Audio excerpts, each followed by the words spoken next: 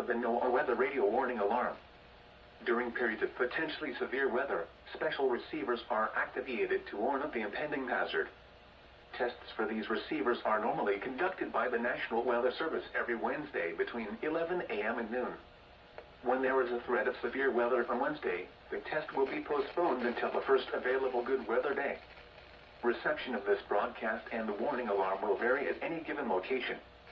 This variability, normally more noticeable at greater distances from the transmitter, will occur even though you are using a good quality receiver in perfect working condition. The tone alert will be automatically activated for selected watches and warnings affecting the following counties: in Indiana, Porter, LaPorte, St. Joseph, Elkhart, LaGrange, Steuben, Stark, Marshall, Kosciuszko, Noble, DeKalb, Whitley, Allen, Miami, Wabash, Huntington, Wells, Adams, Grant, Blatford, Pulaski, and Jay. In Ohio, Williams, Fulton, Defiance, Henry, Paulding, and Van Wert.